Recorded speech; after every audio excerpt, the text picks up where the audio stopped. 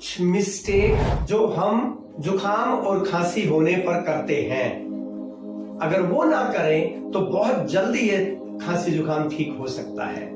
पहली mistake, rest ना करना। यानी कि हम चाहे मोबाइल यूज करें, चाहे टीवी करें, कुछ भी करें, अगर हम कर रहे हैं तो इसका मतलब रेस्ट नहीं मिल रहा है। दूसरी मिस्टेक, प्रॉपर नींद ना लेना। तीसरी मिस्टेक है दवाइयां ज्यादा खाना, स्पेशली एंटीबायोटिक खाना।